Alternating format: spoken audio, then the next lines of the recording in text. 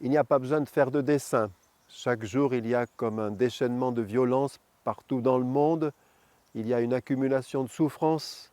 Et devant ce spectacle, beaucoup disent, si Dieu existait, cela n'arriverait pas. Vous nous dites qu'il est tout-puissant et qu'il est bon. Alors que fait-il pour arrêter les guerres, pour arrêter les exactions de toutes sortes?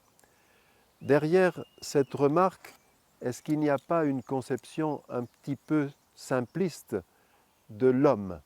Est-ce que nous serions des marionnettes, comme celle-ci, que l'on peut faire bouger à sa guise? Est-ce que, entre les mains de Dieu, nous serions des pantins qu'il pourrait éliminer ou qu'il pourrait arrêter pour nous empêcher de faire du mal? Ça nous semble un petit peu difficile parce que nous ressentons bien que nous avons le désir profond d'être libre, d'être indépendant, donc marionnette, ça ne nous va pas bien. Mais nous pourrions peut-être être des poupées russes. Une poupée russe est à plusieurs couches, nous le savons. La première couche de l'être humain, c'est la façade. C'est-à-dire en gros ce qu'il y a écrit sur notre permis de conduire, notre taille, et puis si nous portons des lunettes ou non, guère plus. Mais nous sommes souvent assez bêtes pour enfermer les personnes dans leur façade. Et on dira par exemple le chauve, viens ici, ou le rouquin, ou la girafe pour quelqu'un qui est grand, ou le gros, ou le bigleux pour quelqu'un qui porte des lunettes. Alors que, comme dit la Bible, l'homme voit l'apparence, Dieu regarde le cœur. Il faut descendre à la deuxième couche pour en savoir un peu plus. Cette deuxième couche, on la désigne sous le nom de carapace, ou encore étiquette, ou masque. L'appellation carapace dit bien l'ambivalence, parce que la carapace pour une tortue, ça la protège, mais ça peut la cacher. Et certains peuvent penser toute leur vie qu'ils sont leur carapace. Alors une carapace, comment ça fonctionne? Prenons un petit Victor. Il arrive dans la fratrie après un frère aîné assez brillant qui fait tous les apprentissages très facilement et qui est un garçon soigneux, poli, discret, travailleur.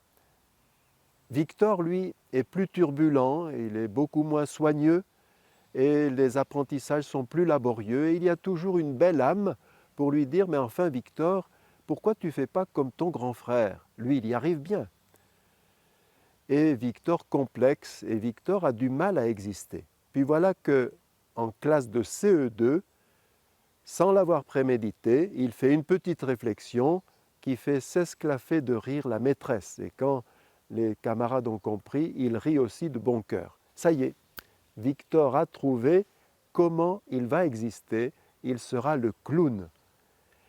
Si bien que 3 ans plus tard, en 6e, les professeurs devront lui dire « Victor, tu nous as bien fait rire, maintenant ça suffit, tu nous laisses travailler. » Mais tous les camarades veulent passer avec Victor parce qu'avec lui, on se marre bien. Pour autant, est-ce que Victor égale clown, est-ce que cette équation est vraie? Bien sûr que non. Victor n'est pas équivalent à sa carapace. Alors des carapaces, il y en a plein. Il y a l'intello, il y a le poète, il y a le timide, il y a le chahuteur, il y a le sans problème, il y a au contraire le à problème, jusqu'à celui qu'on désignera comme le cassos, le cas social. Il faut se rappeler que ça ne dit pas grand-chose encore de notre personnalité profonde. Il faut aller encore en dessous et trouver une autre couche. Là, c'est ce qu'on appelle le trésor, ou mieux, la caverne d'Ali Baba. On se rappelle ce conte assez rudimentaire. Ali Baba ne voyait que des rochers. Les rochers, il n'y pousse rien dessus, ça ne sert à rien. Et puis voilà qu'un jour, alors que lui-même est caché derrière un petit rocher, il voit arriver les 40 voleurs. Leur chef prononce le sésame, ouvre-toi, et il a la surprise de voir les rochers s'ouvrir et dégager un espace par lequel s'engouffrent les voleurs. Quand les voleurs sont partis, il peut entrer et là il découvre, émerveillé, qu'il a à sa disposition un trésor fabuleux. Alors pour découvrir notre propre trésor, il faut faire comme Ali Baba, guetter les voleurs qui viennent se servir. Si par exemple on vous dit « merci pour votre paix », ça veut dire que même si vous vous sentez tourmenté, eh bien vous rayonnez la paix, vous apportez de la paix. Si on vous dit « j'ai beaucoup aimé votre humour », eh bien ça veut dire que vous avez de l'humour. Si on vous dit « tu as une belle capacité d'écoute », c'est comme ça. C'est pour ça que les éducateurs, c'est bien qu'ils aient à cœur de dire aux jeunes « tu es doué pour ça, j'apprécie ce que tu fais, tu as tel talent », parce qu'on reconnaît plus facilement nos défauts que nos qualités. Il faut des regards extérieurs pour nous les révéler. Et puis, en dessous, comme soubassement de ce trésor, de cette caverne d'Ali Baba, il y a ce qu'on appelle l'âme ou la conscience. On dit « en mon âme et conscience ». C'est la même réalité, mais regardez de deux côtés divers. L'âme, en français, le jeu de mots est beau, l'âme appelle l'amour. L'âme, c'est ce qui me permet d'entrer en relation avec Dieu. Les anciens disaient que nous sommes capax Dei, capables de Dieu. La conscience, qu'est-ce que c'est?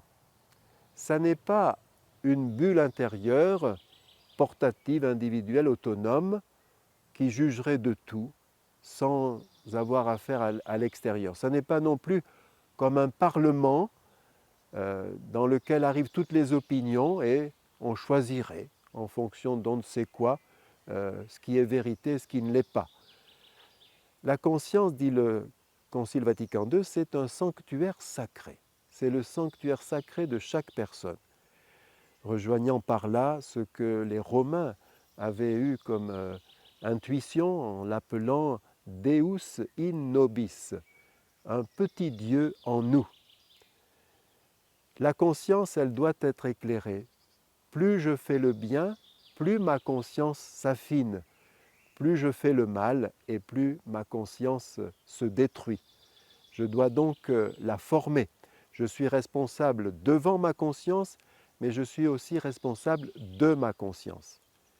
Au fond, la conscience, c'est la capacité d'entendre la voix VOX de Dieu.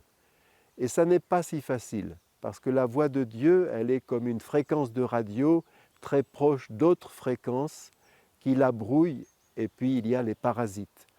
Pour l'entendre, il faut lire et relire l'Évangile, il faut prier, il faut se faire accompagner, il faut écouter le magistère de l'Église quand il nous parle de foi et de morale, d'éthique. Mais la conscience nous permet petit à petit de faire en sorte que la voix VOX de Dieu devienne la voix VOIE. La conscience, elle peut contenir Dieu. Nous avons la petite représentation de Jésus enfant et de Jésus sur la croix. Jésus qui dit « Si quelqu'un m'aime, il gardera ma parole. Mon Père l'aimera. Nous viendrons chez lui et nous ferons notre demeure en lui. » Nous ne sommes pas des marionnettes. Nous ne sommes pas des pantins dans les mains de Dieu, ni entre les courants qui se disputent nos sondages, mais nous sommes comme des poupées russes qui ne font en fait qu'une unité substantielle, et plus nous écoutons la voix, plus nous pouvons aider Dieu à faire la paix.